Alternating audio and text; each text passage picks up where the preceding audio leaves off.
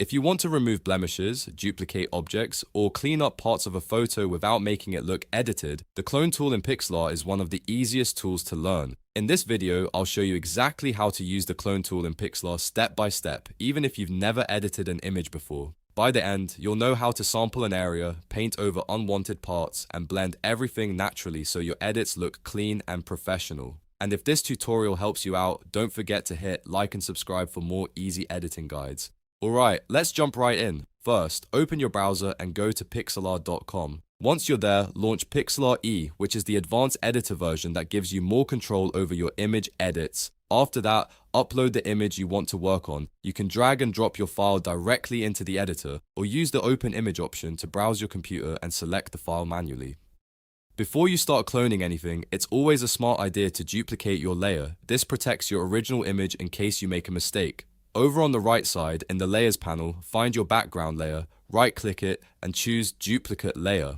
Now you'll be working on a copy instead of the original, which makes editing much safer because you can always go back if needed. Now it's time to select the Clone tool. Look at the left toolbar and find the clone icon. If you want a quicker shortcut, you can also press the S key on your keyboard. Once the tool is active, you'll notice the options bar at the top changes to show Clone Tool Settings. This is where you can adjust your brush settings. You'll want to pay attention to size, softness, and transparency. Size controls how big your brush is, so use a smaller size for tiny blemishes and a larger size for bigger areas. Softness is especially important because a softer edge helps the cloned area blend more naturally into the image. Transparency controls how strong the cloned pixels appear, and in most cases, keeping it fairly solid works best unless you want a subtle blend. Next comes the most important part, and that's sampling your source area. The clone tool needs to know which part of the image it should copy from. To do that, hold down the Shift key on your keyboard and click on the area of the image you want to sample. In some versions, you may also switch your mode to source, and your cursor will change into a target so you can lock in the sample area. Once you've selected your source, the tool will automatically switch into paint mode. Now you're ready to clone. Move your mouse over the blemish, object, or unwanted detail you want to remove, and then click and drag to paint over it.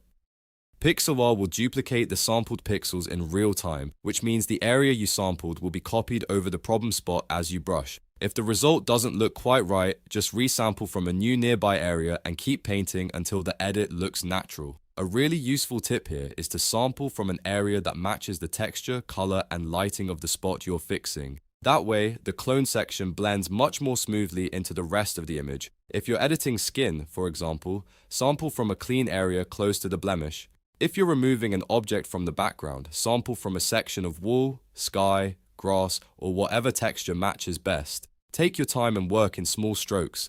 That usually gives you much better results than trying to cover a large area all at once. Small brush movements help preserve details and make the final image look more realistic. If you ever feel like the clone is too obvious, lower the brush transparency a little and use softer edges for a more seamless finish, and that's really all there is to it. The clone tool in Pixlr is simple once you understand the sampling and painting process, and it's a powerful way to clean up images fast. Whether you're removing distractions, fixing small imperfections, or restoring parts of a photo, this tool can save you a lot of time. If this tutorial helped you learn something new, please give the video a like, subscribe to the channel, and turn on notifications so you don't miss the next Pixlr editing tip. Thanks for watching, and I'll see you in the next one.